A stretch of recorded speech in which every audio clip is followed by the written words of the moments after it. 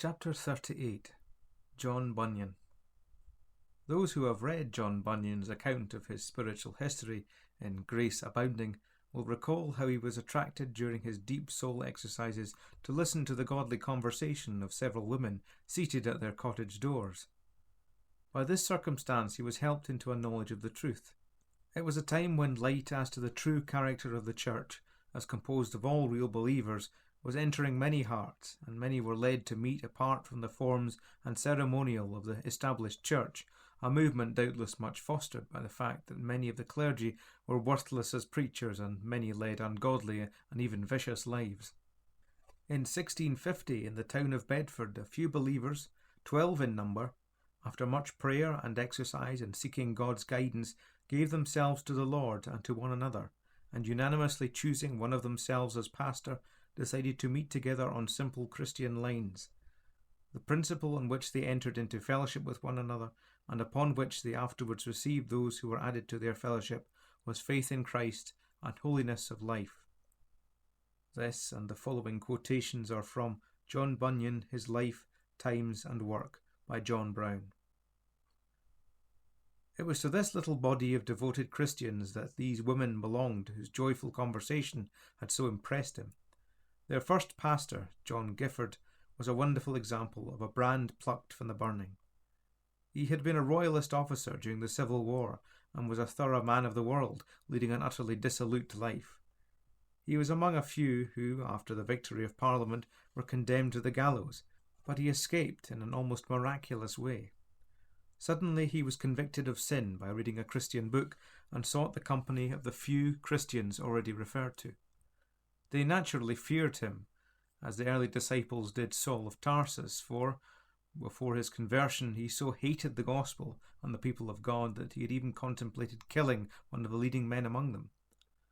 He now became, however, a preacher of the gospel he had so bitterly opposed.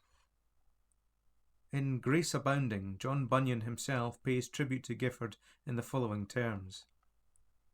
At this time I sat under the ministry of holy Mr. Gifford, whose doctrine of God's grace was much for my stability. This man made it much his business to deliver the people of God from all those false and unsound rests that by nature we are prone to take and make to our souls. He would bid us take special heed that we took not up any truth upon trust, as from this or that, or any man or men, but cry mightily to God, that he would convince us of the reality thereof, and set down therein his own Spirit in the Holy Word. Under the unique circumstances of Cromwell's church settlement, this little body of Christians were allowed to meet in the parish church of St. John's in Bedford, and Gifford became the recognised minister, though he had never been ordained. In 1653, Bunyan became a member, and his name still appears in the church records. Gifford died 2 years later, and was succeeded by a young man named Burton. Some extracts from the church records will serve better than any description to illustrate the scriptural simplicity which marked the proceedings of the little company then meeting in the parish church. At the meeting of the congregation at Bedford, the 24th of the 2nd Mon, 1657, Sister Cooper's desire of joining with the congregation was considered, and Brother Burton, Brother Spenceley, and Brother Harrington were appointed to go to her, to the further satisfaction of the church. 26th of the 4th month, John Wilson's desire of joining with the congregation was mentioned, and it was agreed that he should give an account of the work of grace in his soul next meeting.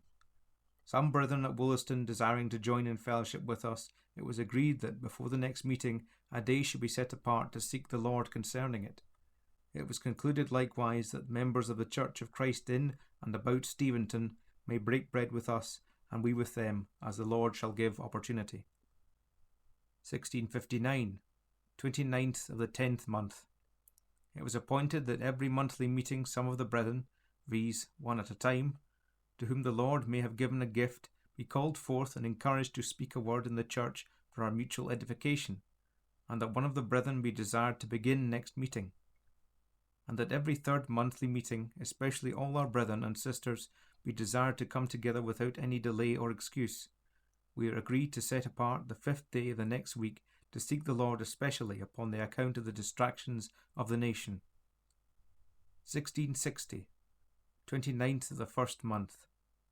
We are agreed, considering our brother Burton's weakness, to entreat our brother Wheeler, brother Dunn, brother Gibbs, and brother Breeden to give their assistance in the work of God in preaching and breaking bread once every month or 3 weeks, one after another, on the Lord's days during the time of his weakness. The 16th day of the next month was appointed to be spent in seeking God with reference to the affairs of the nation and the weakness of our brother Burton. 25th of the second month, we are agreed that our meetings on the second day of the week begin henceforth at noon, and that the time shall be spent in prayer. It was ordered, according to our agreement, that our brother Bunyan be prepared to speak a word to us at the next church meeting, that our brother Whiteman fail not to speak to him of it. At a meeting of the church, the latter part of the 6th month, sept, whereas the Lord hath taken to himself our teacher, brother Burton, we are agreed to set apart the 17th of the next month to seek to the Lord for direction in our advising and considering of a pastor or teacher suitable for us, and that our friends be very earnest with the rest of our brethren and sisters to give their assistance in this work according to our duty. We desire our brother Harrington, brother Covington, brother John Fenn, to take care to inform themselves of a convenient place for our meeting so soon as they can. We are now deprived of our former place, and report it to ye church. In 1655, only 2 years after he had joined, Bunyan was asked to give a word of exhortation in one of their gatherings. Although they had a pastor, there was evidently opportunities for others who had the gift of preaching and teaching to exercise their gift. Thus John Bunyan began, and it was evident to all that he had been endowed by the Holy Spirit as a preacher and teacher. People soon came in hundreds to hear the converted tinker preach. About this time he had a controversy with the Quakers, whose vague notions and confusion between the work of the Holy Spirit and the voice of conscience greatly troubled him. He was thereby led to write his first book, Some Gospel Truths Opened, in which he inveighed against the mysticism of Quakerism. Bunyan's preaching activities soon extended into the neighbouring counties. Burton, who had succeeded Gifford, was a weak man physically and only lived till 1660. That was the year of the Restoration, and the little company, being nonconformists, were turned out of the parish church. The local justices did not wait for government direction. They ordered the restoration of the Book of Common Prayer. Bunyan was among the first to suffer. A warrant was issued against him, and he was arrested as he was about to take a meeting at Lower Samsel, a hamlet about 13 miles from Bedford. He was warned and advised to escape, but declined to do so, feeling that it would set a bad example. The company had already gathered. He began with prayer. Just as they were opening their Bibles, the constable entered. His arrest was not really legal, as the Act of Uniformity had not yet been passed. Having been brought before the magistrate, he was placed under bond not to preach until he appeared before the coming sessions, but as he declined to give such a promise, he was immediately committed to the county prison at Bedford. Friends made an unsuccessful effort to secure bail from Mr. Crompton, the magistrate at Elstow. He was fully resigned, for he tells us that before going to meet the justice, he first committed the matter absolutely to the Lord, and left it in his hands. If he might do more good by being set at liberty, he asked that liberty might be granted, but if not, then God's will be done, for he was not altogether without hope his imprisonment might be the awakening of the saints in this country. Having thus, in all simplicity, committed the matter to God, there came into his heart that inward peace God ever gives to trustful souls. When he found from his jailer that Mr. Crompton had refused the bail, he was not at all daunted, but rather glad, and saw evidently that the Lord had heard him. "Verily at my return," says he, "I did meet my God sweetly in prison again, comforting of me, and satisfying me that it was his will and mine that I should be there." He wrote these words immediately on returning to the prison chamber, and adds, "Here I lie waiting the good will of God to do with me as he pleaseth, knowing that not one hair of my head can fall to the ground without the will of my Father who is in heaven. Then let the rage and malice of men be what they may. They can do no more and go no further than God permits them. And even when they have done their worst, we know that all things work together for good for them that love God." His case came up for trial at the Quarter Sessions in January 1661. He was indicted for devilishly and perniciously abstaining from coming to church to hear divine service, and for being a common upholder of several unlawful meetings and conventicles, to the great disturbance and distraction of the good subjects of this kingdom, contrary to the laws of our sovereign lord the king. Having confessed to meeting with his friends for mutual help and encouragement, when they had enjoyed the sweet comforting presence of the Lord among them, he was ordered to go back to prison for 3 months, and if he did not then submit, he would be banished from the realm, and if, after banishment, he was again found in the country without permission, he would be hanged. As he declined at the end of his term of imprisonment to give any promise to discontinue meeting with his brethren or cease preaching, he was remitted to prison and there stayed for 12 years. At the coronation, many evildoers were released, but Bunyan was not among them. The Barabbases were freed, the followers of Christ were kept in prison. His poor wife made desperate and pathetic appeals for his release, pleading she had 4 small children who could not help themselves, one of whom was blind, and they were without support save for charity, but these appeals fell on deaf ears. Bunyan took with him to prison 2 books, the Bible and Fox's Book of Martyrs. And what were his feelings in those years of confinement, separated from his beloved family and his brethren? He has recorded them himself. I never had in all my life so great an inlet into the Word of God as now. The Scriptures that I saw nothing in before are made in this place to shine upon me. Jesus Christ also was never more real and apparent than now. Here I have seen him and felt him indeed. I have seen that here, that I am persuaded I shall never, while in this world, be able to express. I never knew what it was for God to stand by me at all turns, and at every effort of Satan to afflict me, as I have found him since I came in hither. As being very tender to me, he hath not suffered me to be molested, but would with one scripture and another strengthen me against all, insomuch that I have often said, were it lawful, I could pray for greater trouble, for the greater comfort's sake. Many more of the dealings of God towards me I might relate, but these out of the spoils won in battle I have dedicated to maintain the house of God. He was not idle in prison. He made laces for his support and to help provide for the necessities of his family. Nor was he entirely alone. At one time there were as many as 60 dissenters in the jail. To some, too, who were allowed to bring their affairs before him, he became a spiritual counsellor. Then there were brief periods of liberty. He was granted several weeks of freedom at one time due to the intercession of persons of influence.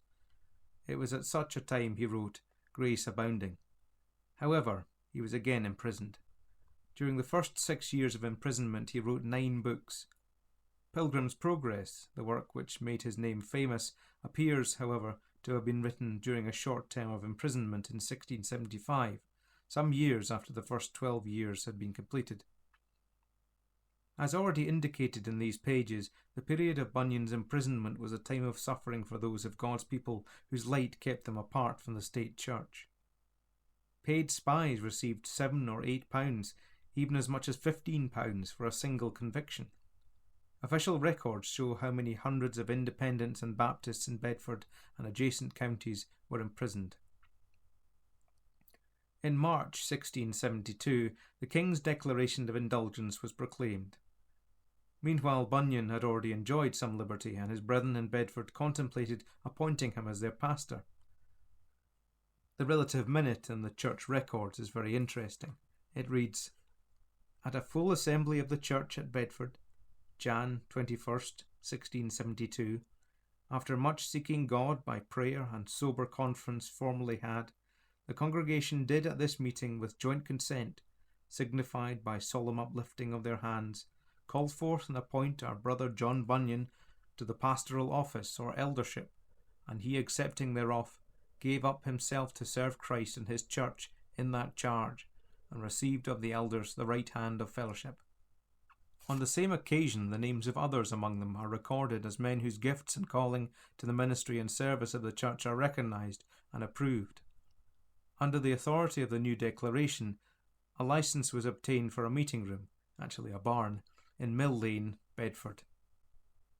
Bunyan speedily became a recognised leader in the district, his influence extending to the borders of the neighbouring counties and even to London itself. When he applied for his own licence, he applied also for licences for 25 other preachers and 30 other buildings in Bedfordshire and neighbouring counties. In the application, the companies requiring these places were called congregational. The premises included upper rooms, barns, malting floors, gardens, houses, buildings in orchards, halls belonging to public companies, and even chambers in ruined monasteries and cellars in old castles. Bunyan was 44 years of age when his 12 years of captivity ended, and save for a period of 6 months in 1675, his arduous services as a pastor, teacher and preacher continued without further interruption, though the reign of persecution lasted till the year of his death. From time to time he visited London, and a certain Charles Doe, who benefited greatly by his ministry there, left the following testimony concerning his services in the capital. When Mr. Bunyan preached in London, if there were but 1 day's notice given, there would be more people come together to hear him preach than the meeting-house could hold.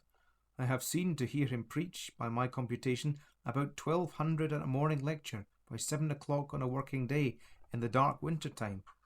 I also computed about 3,000 that came to hear him one Lord's Day at London, at a Townsend meeting-house, so that half were fain to go back again for want of room, and then himself fain at a back door to be pulled almost over people to get upstairs to his pulpit. In the long confinement in Bedford jail, God formed and fashioned his servant for those last fruitful 16 years, the full results of which are known only to him. His best-known work, Pilgrim's Progress, needs no introduction. Among Christian books, none has been more widely read and appreciated. His Holy War, though not so well known, is a remarkable book. Grace Abounding is a moving story of God's dealings with his own soul. In all, he wrote 60 books, a remarkable achievement for one who had only scanty educational advantages, but they were all on subjects he had himself learned in the school of God. In the very year when James II fled, and the advent of William and Mary put an end to the persecution of nonconformists, John Bunyan rested from his labours. His last service was an errand of mercy to bring about a reconciliation between an angry father and an erring son. Having successfully fulfilled his mission, when returning from Reading to London, he was overtaken by heavy rain and arrived drenched to the skin. He preached the following Sunday, became ill a few days later, and after an illness of 10 days, like Christian, of whom he wrote, he crossed the river and entered the celestial city.